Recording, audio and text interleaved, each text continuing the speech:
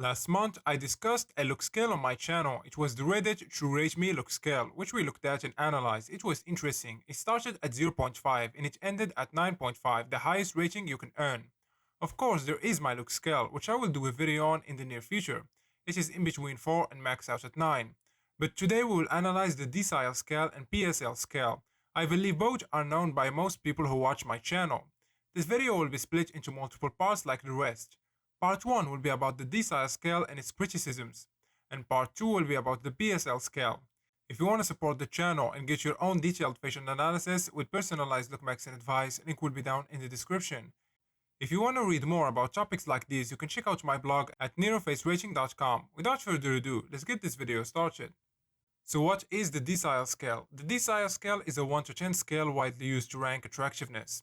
Such scales have been used for at least a century. And calling someone a 9 or 10 is extremely common lingo. The Decile scale was popularized by the film 10 in 1979 and by the rating website Hot or Not in the early 2000s. So here is a picture I found online. It represents the Decile scale. Of course, we will just be looking at the male version, not the female version. Since most of my viewers are men, keep in mind this is not my information. I just found it and I'm relaying the information to you guys.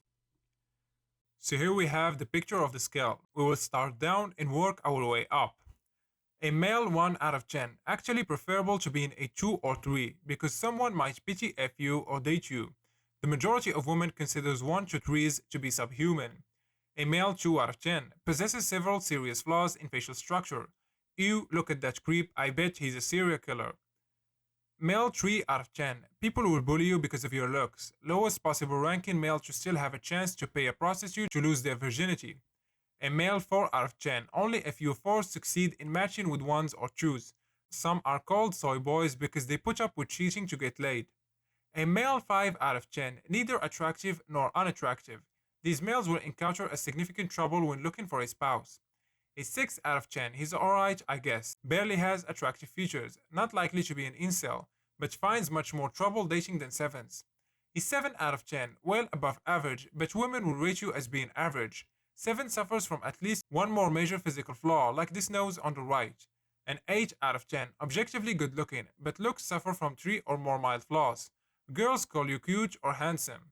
A male 9 out of 10, nearly a 10, but jaw isn't quite as chiseled, eyes aren't as sharp, etc.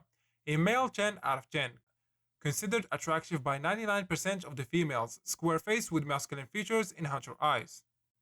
Some argue that the concept of decile ratings is flawed, as it does not necessarily relate to the scientific measurements of attractiveness, as a trait that is distributed in the population.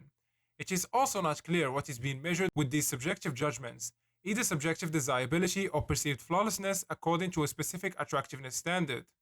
According to the work from OkCupid, people who are rated 5 or above are the top 20% of the population, and those that are rated higher than 7.5 range are the top 4% of the population. Thus follows the 80-20 rule. Warning on influence through rated attractiveness, percentile attractiveness, and message reply rate. The cited research has forgotten the differences between rated attractiveness, percentile attractiveness, and reply rate as an honest representation of attractiveness. Rated attractiveness and percentile attractiveness can be platform agnostic if given an environment where the male rates are not present as to control for virtue signaling. Reply rate can often skew one way or another based on the media platform's life history preference.